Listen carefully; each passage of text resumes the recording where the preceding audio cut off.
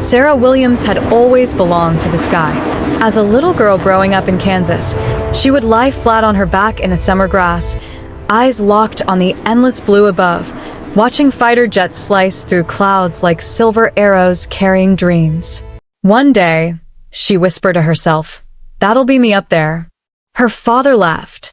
"Girls don't fly fighter jets, sweetheart." "This girl will," Sarah said. And she did. 20 years later, Captain Sarah Williams became one of the most decorated fighter pilots in the United States Air Force. Top of her class, nerves of steel, precision that made her instructors shake their heads in disbelief.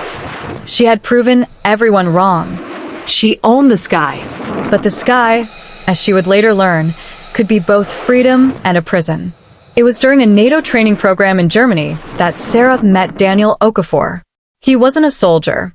He was a graduate engineering student from Nigeria studying renewable energy systems at the Technical University near the base. They met at a coffee shop off base. Sarah was reading mission reports. Daniel was sketching wind turbine designs. He accidentally knocked over her coffee while reaching for sugar.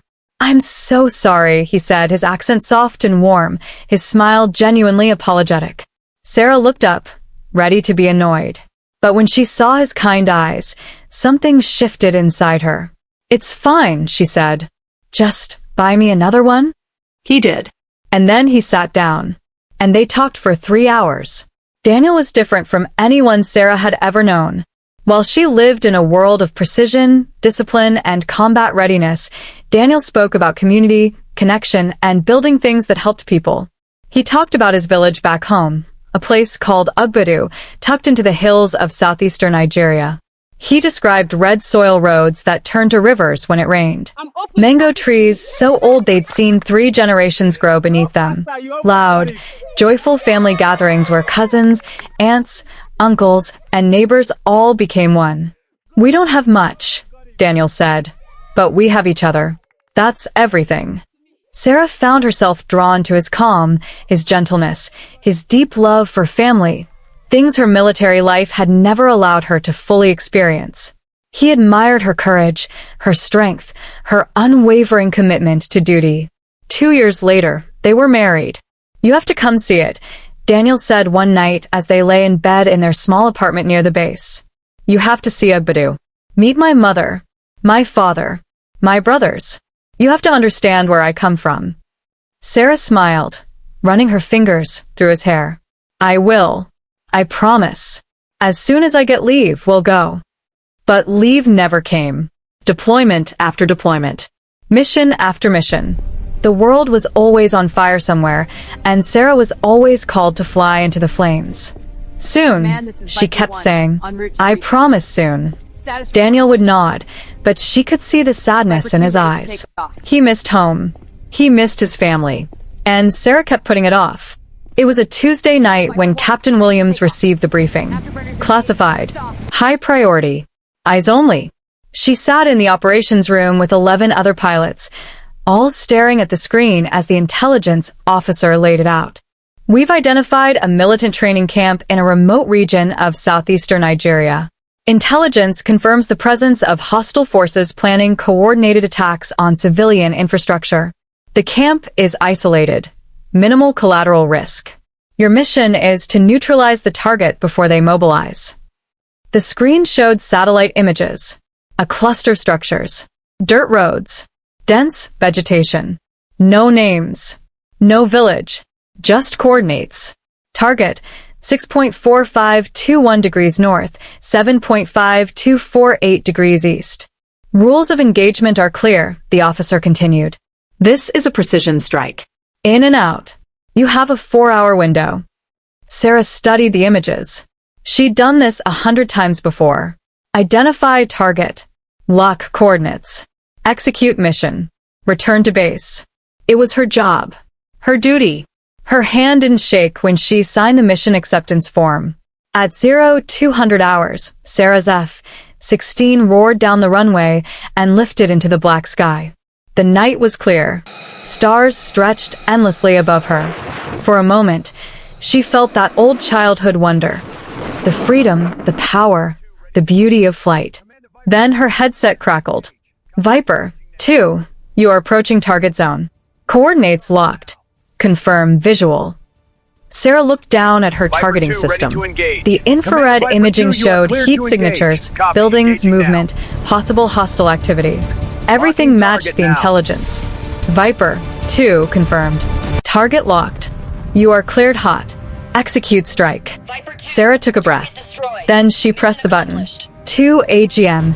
65 Maverick missiles dropped from beneath her wings, screaming toward the earth. She banked hard to the right, climbing fast. Behind her, the night lit up. 2 bright flashes. Then a deep, rolling boom that shook the air. Viper, 2. Target destroyed. RTB.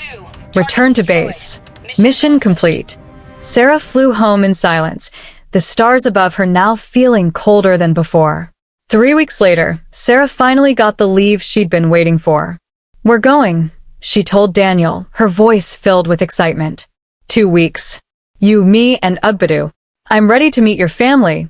Daniel's face lit up in a way she hadn't seen in months. Really? You mean it? I mean it. Let's go home. They landed in Lagos, then took a small charter flight toward the southeast. As they descended, Sarah looked out the window at the landscape below, rolling green hills, red soil roads, scattered villages. It looked peaceful, beautiful.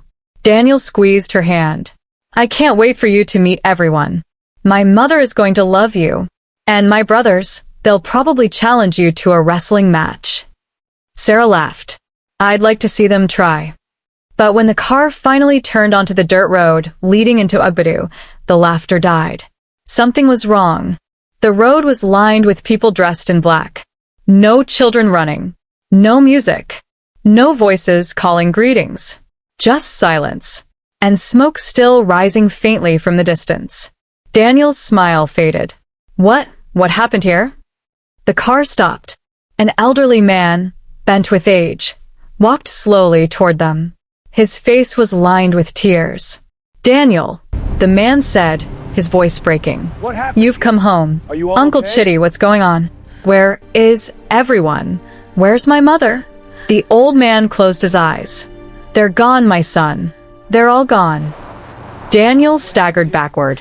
What do you mean, gone? 3 weeks ago. A plane came in the night. Bombs fell on the village. Your family's compound. It was destroyed. Your mother, your father, your brothers Emeka, and Chaik 15 others. All killed. Sarah felt the world tilt. No. No, no, no. She turned, looking at the landscape. The red soil, the river in the distance, the shape of the hills. Her breath caught in her throat. She knew this place. She had seen it before, from 15,000 feet above, through a targeting system. 3 weeks ago, Sarah's legs gave out. She fell to her knees in the dirt, her hands shaking violently. The coordinates: 6.4521 degrees north, 7.5248 degrees east. Ugbadu. Daniel's village. Daniel's family. Her mission. No, she whispered. No, no, no. God, please no. Daniel turned to her, confused. Sarah? Sarah, what's wrong? She couldn't speak. She couldn't breathe. The old man continued, his voice hollow. They said it was a mistake. The government said militants were hiding here. But there were no militants. Just families. Just farmers. Just us. Daniel's face went pale. He looked at Sarah, still on her knees, shaking. Then understanding began to creep into his eyes. Sarah, he said slowly, where were you 3 weeks ago? She looked up at him, tears streaming down her face. I didn't know, she choked out. Daniel, I swear to God, I didn't know. They gave me coordinates. Just coordinates. No names. No village. I was following orders. I didn't know. I didn't know it was here. I didn't know it was your family. I didn't. You, Daniel's voice cracked. You did this. I didn't know. You killed my family? The scream tore through the village. Sarah collapsed completely, sobbing into the red dirt that was stained with the ashes of the people she'd killed. The people Daniel loved. The people she was supposed to meet. The mother-in-law who would have welcomed her with open arms. The brothers-in-law who would have teased her and made her laugh. All gone. Because she followed orders. For 3 days, Sarah couldn't leave the small house where they were staying. Daniel wouldn't look at her, wouldn't speak to her. She tried to explain over and over. I'm a soldier. I follow orders. They told me it was a militant camp. I had no way of knowing. Please, Daniel. Please. But every time he looked at her, she saw it in his eyes. The pilot who murdered his family. On the 4th day, Daniel finally spoke. I know you didn't know, he said quietly, his voice empty. I know you were following orders. I know you're a good person, Sarah. I know you loved me. I still love you, Sarah sobbed. Daniel shook his head. But every time I look at you, I see the fire. I hear the explosions. I see my mother's body being pulled from the rubble. He paused, tears sliding down his face. I can't do this. I can't be married to the person who killed my family. Even if you didn't know. Even if it wasn't your fault. I can't. Please, Sarah begged. Please don't do this. We can get through this. We can. How? Daniel's voice rose. How do we get through this, Sarah? Do I just forget? Do I just pretend it didn't happen? Every time you put on that uniform, every time you fly, I'll think about what you did. I'll think about them. Sarah had no answer. Sarah returned to the United States alone. She resigned from the Air Force 3 months later. Flying, the thing she loved most in the world, now felt like a curse. Every time she looked at the sky, she saw fire. She spent a year in therapy, trying to process the guilt, the grief, the impossible weight of what she'd done. The military held an inquiry. They determined she had followed protocol. The intelligence was faulty. It was a tragic error, but not her fault. But Sarah knew the truth. Fault didn't matter. Her hands had pressed the button. Her missiles had killed them. 2 years later, Sarah received a letter. It was from Daniel. Her hands shook as she opened it. Dear Sarah, I don't know if you'll read this. I don't know if you even want to hear from me. But I need you to know something. I was wrong. For 2 years, I blamed you. I hated you. I let my grief turn into anger, and I aimed that anger at the one person who didn't deserve it. You didn't kill my family, Sarah. War did. Bad intelligence did. A broken system did. You were a soldier doing your duty.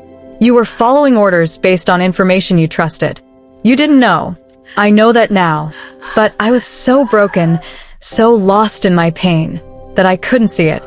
I pushed away the woman I loved because it was easier to blame you than to accept that sometimes terrible things happen and no one is really at fault. I'm sorry, Sarah. I'm sorry I wasn't strong enough to stand by you when you needed me most. I don't expect you to forgive me. I don't expect anything. I just needed you to know it wasn't your fault. And I'm sorry I ever made you feel like it was. I still love you. I will always love you. Daniel. Sarah read the letter 3 times. Then she sat down and wrote back. Dear Daniel, thank you for your letter. It means more than you'll ever know. But you weren't wrong. I was the one flying that plane. I was the one who released those missiles. I was the one who took your family from you. Orders or not, intelligence or not, I did it. And I have to live with that for the rest of my life. I don't blame you for what you did. You were grieving. You were in pain.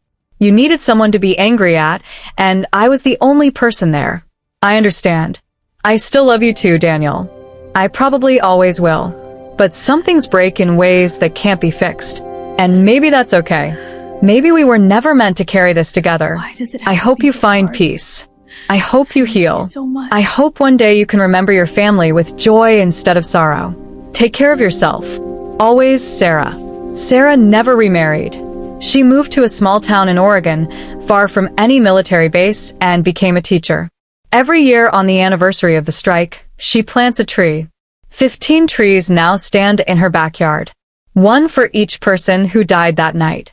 She tends them carefully, speaking to them softly. Asking for forgiveness, she knows she'll never truly feel she deserves. Daniel eventually returned to Nigeria and rebuilt part of the village. He married a woman from a neighboring town and named his first daughter after his mother. He never flew in a plane again. Sometimes, on quiet nights, both Sarah and Daniel look up at the sky. Sarah sees the stars and remembers when flying meant freedom. Daniel sees the stars and remembers the night fire fell from heaven. And both of them wonder, in a world where duty and love collide, where orders and humanity clash, where soldiers follow commands and families bury their dead, who is really to blame? Now, let me ask you something. Was Sarah wrong for following her orders as a soldier, even though it destroyed the family she married into? Or was Daniel wrong for not being able to forgive her when she truly didn't know? Or is this simply the tragedy of war, where good people on all sides lose everything and nobody wins? Drop your opinion in the comments below. Let's talk about it, because stories like this aren't just fiction. They happen every day in war zones around the world. If this story moved you, please like this video. Subscribe for more powerful stories. Share this with someone who needs to hear it. Thank you for watching.